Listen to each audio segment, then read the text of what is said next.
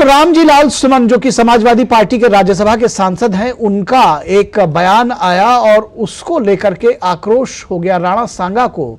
जिस राणा सांगा पर देश गर्व करता है, राणा संग्राम सिंह, और जिस राणा सांगा को देश गौरव मानता है, राष्ट्र अपना गौरव समझता है, उनको अपमानित किया।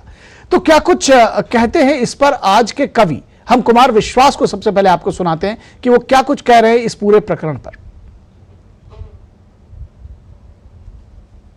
शेरों की मांदों के आगे कुछ ग्राम सिंह चिल्लाए हैं।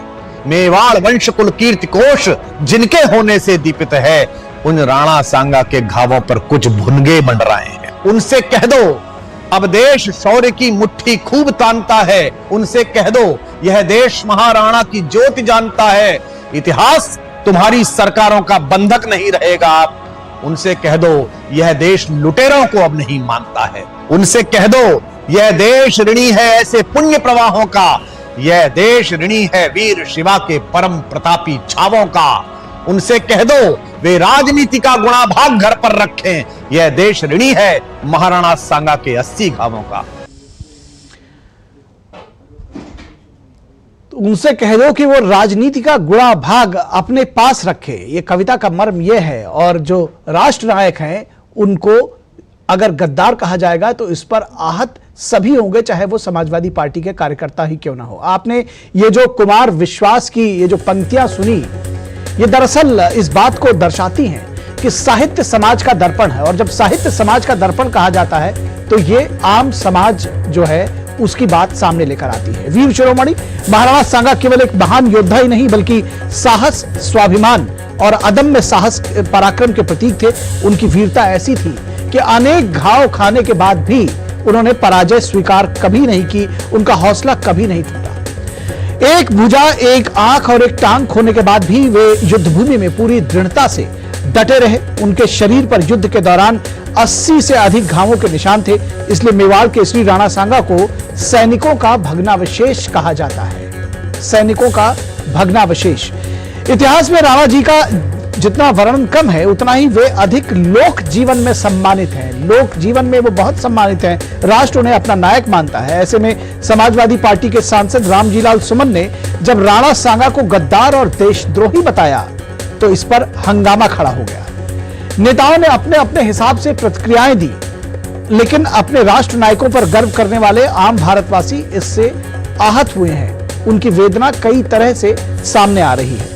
इस मामले में उत्तर प्रदेश में ही नहीं बल्कि पूरे देश भर से, और सिर्फ राजपूतों में ही नहीं बल्कि अलग अलग समाज के लोगों से तीखी प्रतिक्रियाएं सामने आने लगी है। विशेष बात है कि अखिलेश यादव के रामजी लाल के बयान पर दिए गए समर्थन के बाद पार्टी के कई नेता अब मुश्किल में नजर आ रहे हैं। वो इस विषय में कुछ भी कहने से बचते हुए नजर आ रहे हैं।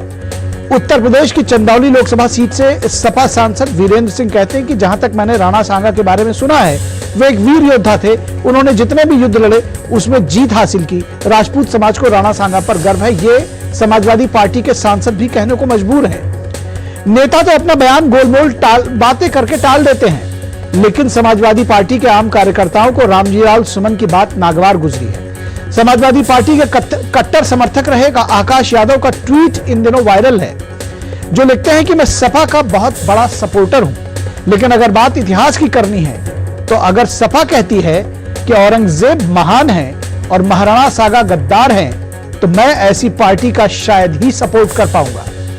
दरअसल सपा ही नहीं, विपक्षी पार्टियों के कई जमीनी कार्यकर्ताओं के मन में पार्टी के तुष्टीकरण की नीति पर आगे बढ़ते हुए राष्ट्र नायकों को कोसने के एजेंडे से वे बहुत आहत हैं। कुछ कार्यकर्ता अपनी व्यथा को शब्द दे रहे हैं और कुछ मन महसूस कर रह जा रहे हैं। लेकिन सवाल यह है कि यह गद्दार वाला बयान यूपी की सियासत में अखिलेश यादव को गहरा जख्म न दे दे। इस बीच राजपूत करणी सेना के कार्यकर्ताओं ने दिल्ली में रामजी लाल सुमन के आवास पर प्रदर्शन करके अपना आक्रोश जताया है।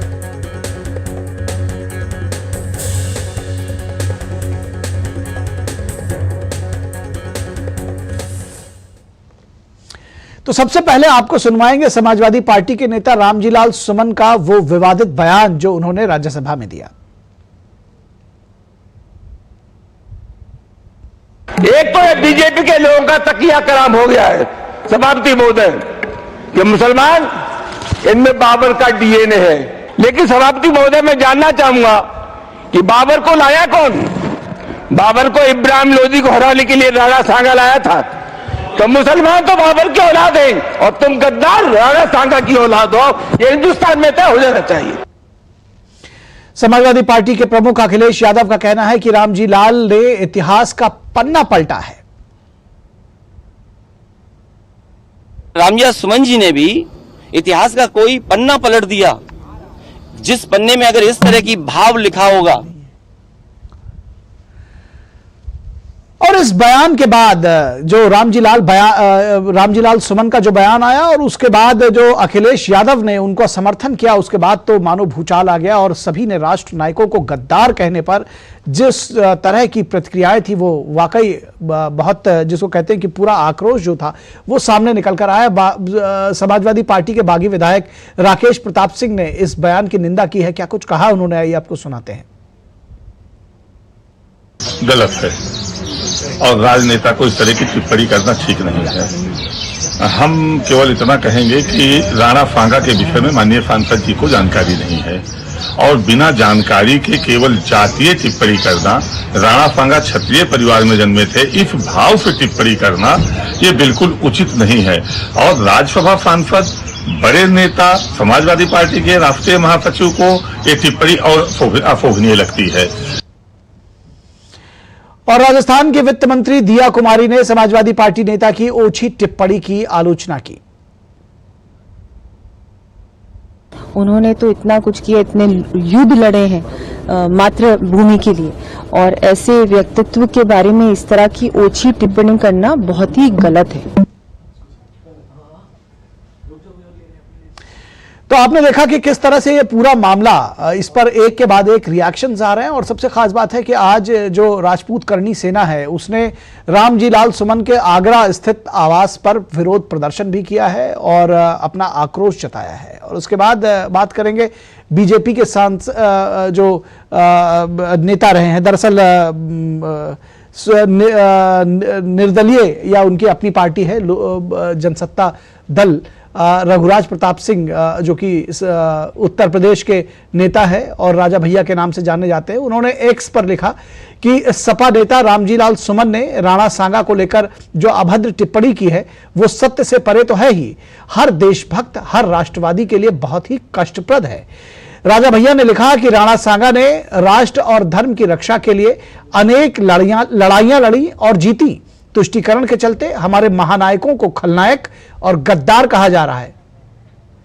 देश का दुर्भाग्य है कि औरंगजेब जैसी आतताई और बर्बर शासक का महिमा मंडन करने के लिए कुछ लोग अपने ही महानायकों को छोटा दिखाने की होड़ में लगे हुए हैं और अब इतिहास के सत्य पुनर्लेखन का युग आ चुका है।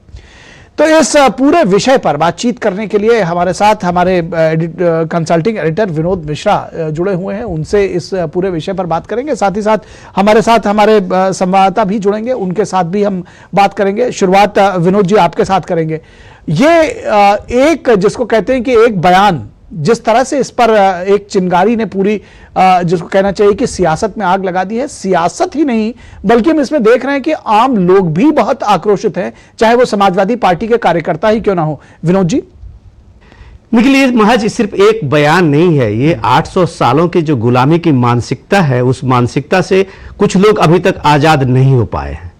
इस बात को हमें गौर करना पड़ेगा कि गुलामी की मानसिकता में हम ये इसलिए कह रहे हैं कि इस गुलामी मानसिकता को ही लेके जो इतिहास लेखन की परंपरा भारत के इतिहास की शुरू हुई थी आजादी के बाद, ये उसी की परिणति है कि वो रामजी लाल सुमन को ये नहीं पता या उन्होंने उस इतिहास को नहीं देखा जो जब राणा संग्राम सिंह की बात, आप राणा सांगा की बात करते हैं, जिन्होंने 18 बार इब्राहिम लोदी को हराया था जी, जिसने 18 बार इब्राहिम लोदी को हराया था, उसे बाबर की मदद की क्या जरूरत पड़ गई कि उन्होंने बाबर को चिट्ठी लिखा। खुद बाबर नामा में बाबर लिखते हैं कि राणा सांगा जिस एक शौर्य और प्रतापी राजा को वो एक सलाम करते हैं। वो कहते हैं कि ऐसा प्रतापी राजा को वो देख के भी एक तरह से वो कह रहे थे कि बाबरनामा में लिखते हैं कि हमें इस बात को ये देखना पड़ेगा कि भारत के राजपूतों और भारत के राजपूत शौर्य जो है वो राणा सांगा में कैसे प्रतिबिंबित होता है। ये अलग बात है कि खानवा की लड़ाई में राणा सांगा की हार नहीं हुई थी, वो घाव से 80 घाव से इस तरह से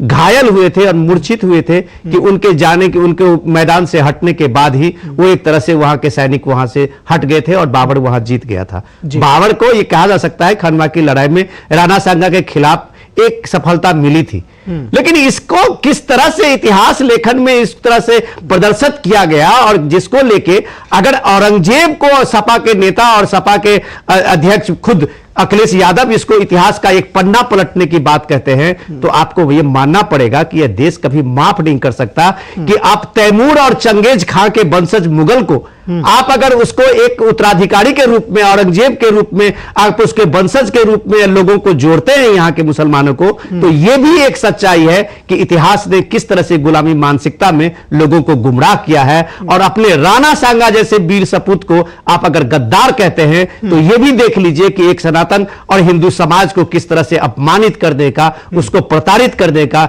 इसी गुलामी मानसिकता के इतिहास लेखन में इसको बार बार दोहराया गया है। बिल्कुल, इस गुलामी मानसिकता की इतिहास लेखन की बात जैसा कि आप कह रहे हैं बहुत सारे लोगों ने भी कही है। राजा भैया का जो वो स्टेटमेंट है वो भी उसमें है। हमारे साथ हमारे संवाददाता विकास सिंह लखनऊ से जुड़े हुए हैं। विकास, अगर इन बयानों के सियासी नफा नुकसान की बात कर लें तो जिस तरह से समाजवादी पार्टी के कार्यकर्ता तक आहत हैं, क्योंकि ये बयान सभी के लिए कष्टप्रद है, तो जिस तरह से पार्टी कार्यकर्ता आहत हैं, जिस तरह से तमाम जनता आहत है और जिस तरह से राजपूतों के शौर्य को ठेस पहुंचाई गई, उस पर आपको लगता है कि कहीं गेम करने के चक्कर में समाजवादी पार्टी को नुकसान तो नहीं हो जाएगा? देखिए निखिल, राष्ट्र पुरुषों का अपमान कोई भी व्यक्ति नहीं करेगा, चाहेगा जो राष्ट्र से प्रेम करता होगा। और ऐसे ही राष्ट्र के महानायक है ये राणा सांगा, जिन्होंने वीरता की एक मिसाल कायम की है और अभी हमेशा से, पहले भी था, अभी भी है और आने वाली जो पीढ़ियां हैं इनके लिए ये सबसे बड़े सूरवीर योद्धा हैं और इनके लिए एक मिसाल रहते हैं, आइडियल रहते हैं जीवन में। जब जब कोई भी युवा इनका नाम लेता है तो उसकी भुजाएं फड़कने लगती हैं इनकी वीरता की कहानी सुनकर। और ऐसे में इनका अपमान करते हैं राजनीतिक कारणों के कारण, तो उससे निश्चित रूप से लोगों की भावनाएं आहत होती हैं। पक्ष विपक्ष हमने देखा, इससे कोई फर्क नहीं पड़ता है। जिसको अपने राष्ट्र से प्रेम होगा, देश से प्रेम होगा, अपने राष्ट्र नायक उसके लिए जीवन के सबसे बड़े प्रेरणा स्रोत होते हैं। ऐसा ही कुछ है समाजवादी पार्टी में हमने पहले भी देखा था। जब प्रभु श्री राम के खिलाफ लगातार टिप्पणी कर रहे थे तब समाजवादी पार्टी के तमाम सारे विधायक उनका साथ छोड़े। तकरीबन 7 विधायकों ने उस समय खुलकर बोला था कि समाजवादी पार्टी की तरफ से किस तरीके की जो राजनीति की जाती है वो समाज के लिए ठीक नहीं है। जब जो लोग राम का अपमान करते हैं, जो राष्ट्र नायकों का अपमान करते हैं, तमाम सारे लोग समाजवादी पार्टी में ऐसे हैं जो राष्ट्र के प्रति श्रद्धा रखते हैं, सनातन के प्रति श्रद्धा रखते हैं। और यही कुछ नजर आ रहा है एक बार दोबारा फिर से, क्योंकि वोट बैंक के कारण चाहे औरंगजेब की बात हो, उनकी टिप्पणी को लेकर हो, और चाहे राणा सांगा पर जो टिप्पणी की गई हो, इस पर सपा की मुखिया की तरफ से कोई बयान नहीं आता है और कहीं ना कहीं समर्थन में वो खड़े नजर आते हैं। यह दर्शाता है साफ, और इसको लेकर खासतौर से भारतीय जनता पार्टी की तरफ से भी निशाना साधा जाता है कि आपकी नीति क्या है। आप दर्शाते हैं कि आप किसको मानते हैं, आपके लिए आइडियल कौन है। तो लेकिन अखिलेश यादव छोड़ के उस पार्टी में तमाम सारे ऐसे भी लोग हैं जो मानते हैं कि राष्ट्र पुरुषों की वीरता उनके लिए मिसाल है, प्रेरणा है जीवन में। और यही कारण है कि तमाम सारे ऐसे भी लोग हैं जो लगातार कहते हैं कि समाजवादी पार्टी में रहते हुए भी कि ये राजनीति ठीक नहीं है, ये कहीं ना कहीं समाज में उनको कमजोर करती है। चूंकि जनता में वोट मांगने के लिए उनको समाज में जाना पड़ता है और वहां पर वो शर्मसार होते हैं जाकर। जी, निश्चित तौर से शर्मसार भी होते हैं और उनका दिल भी गवारा नहीं करता। जिस तरह से ये सारे स्टेटमेंट्स, अभी हमने एक आकाश यादव की ट्वीट्स दिखाए और दूसरी चीजें दिखाई, तो इससे पता चलता है कि कितने आहत है समाजवादी पार्टी के कार्यकर्ता, क्योंकि कार्यकर्ता होने से पहले वो देश के नागरिक तो हैं ही। बहुत शुक्रिया विकास इस तमाम बातचीत के लिए। विनोद मिश्रा जी, आपका भी शुक्रिया। हम आपको अगली स्टोरीज में जोड़ेंगे।